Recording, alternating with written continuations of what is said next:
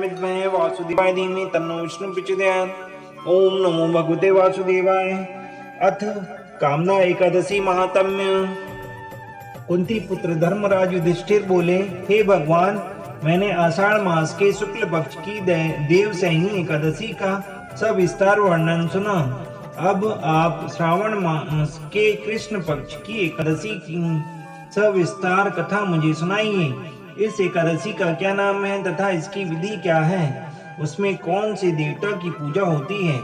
श्री कृष्ण भगवान बोले, हे राजन, मैं इस एकादशी की कथा कहता हूँ, ध्यान पूर्वक सुनो। इस एकादशी की पावन कथा को एक समय भीष्म पितामह ने लोकहित के लिए नारद से कहा था।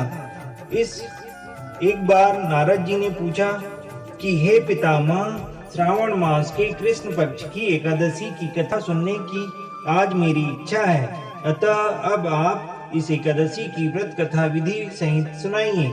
भीष्म पितामह नारद जी के वचनों को सुनकर बोले, हे नारद जी, यह अत्यंत सुंदर प्रश्न आपने मुझसे किया है। अब आप ध्यान लगाकर सुनिए। श्रावण मास के कृष्ण पक्ष की एकादशी का नाम कामदा है। इस एकादशी की कथा के सुनने मात्र से ही वाजपेयी यज्ञ का फल मिलता है।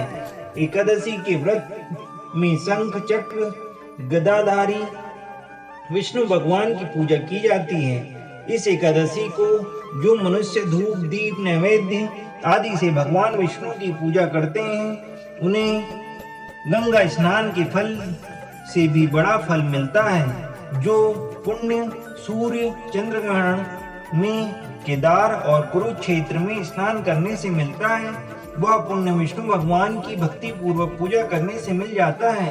श्री विष्णु भगवान के पूजन का फल समुद्र और वन सहित पृथ्वी दान करने और सिंह राशि वालों को गोदावरी नदी में स्नान करने के फल से भी अधिक होता है।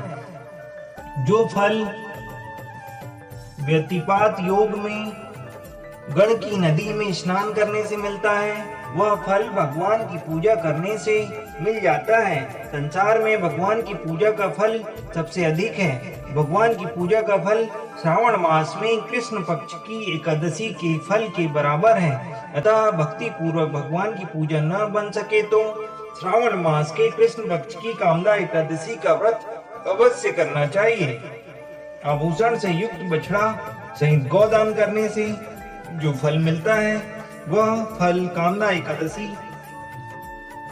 के व्रत से मिल जाता है। जो उत्तम द्विज श्रावण मास के कृष्ण पक्ष की कामदा एकादशी का व्रत करते हैं तथा श्री विष्णु भगवान की पूजा करते हैं, उससे समस्त देव नाग किन्नर पितृ आदि की पूजा हो जाती है।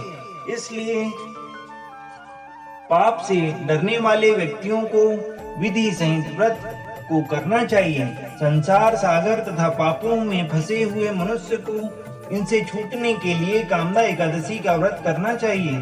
कामदा एकादशी के व्रत से समस्त पाप नष्ट हो जाते हैं। इससे अधिक पापों को नष्ट करने वाला संसार में कोई और व्रत नहीं है। हे नारद जी, स्वयं भगवान ने अपने मुख से कहा है कि मनुष्यों को अध्यात्म विद्या से जो फल मिलता है, उससे अधिक फल कामदा एकादशी का व्रत करने से मिल जाता है। मनुष्य इस व्रत के करने से अंतिम समय अनेक दुखों से पीड़ित होकर यमराज तथा नरक में के दर्शन नहीं करता। कामदा एकादशी के व्रत तथा रात्रि के जागरण से मनुष्य को कुयोनि नहीं मिलती और अंत में स्वर्गलोक को जाता है। श्रावण मास के कृष्ण पक्ष की कामदा एकादशी को जो उत्तम मनुष्य तुलसी दल से भक्ति पूर्वक श्री विष्णु भगवान की पूजा करते हैं, वे इस संसार सागर में रहते हुए भी इससे इस प्रकार अलग रहते हैं, जिस प्रकार कमल जल से रहता है, जल में रहते हुए भी जल से अलग रहता है। भगवान की तुलसी दल से पूजा करने का फल 1 भार स्वर्ण और 4 भार चांदी के दान के फल के बराबर है। श्री विष्णु भगवान रत्न मोती मणि आभूषण आदि की अपेक्षा तुलसी दल से अधिक प्रसन्न होते हैं। जो मनुष्य भगवान की तुलसी दल से पूजा करते हैं, उनके समस्त पाप नष्ट हो जाते हैं। हे नारद जी, भगवान की अत्यंत प्रिय श्री तुलसी जी को मैं स्वयं नमस्कार करता हूँ। मनुष्य के समस्त पाप तुलसी जी के दर्शन मात्र से नष्ट हो जाते हैं और तुलसी के स्पर्श मात्र से मनुष्य पवित्र हो जाता है।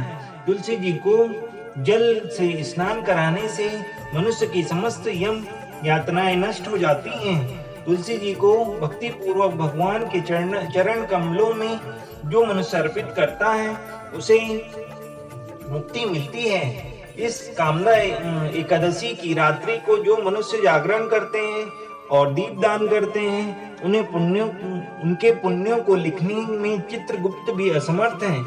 एकादशी के दिन भगवान के सामने जो मनुष्य दीप जलाते हैं, उनके पितृ स्वर्ग लोक में सुधा का पान करते हैं। भगवान के सामने जो मनुष्य घी या तिल के तेल का दीपक जलाते हैं, उनको सूर्य लोक में भी सहस्रों दीपकों का प्रकाश मिलता है। प्रत्येक मनुष्य को इस एकादशी के व्रत को अवश्य करना चाहिए।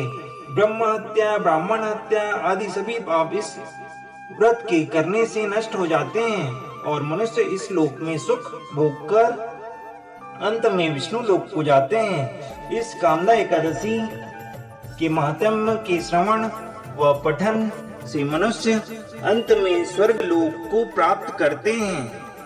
ओम श्री नारायण विद्महे वासुदेवाय धीमहि तन्नो विष्णु प्रचोदयात्। ओम नमो भगवते वासुदेवाय।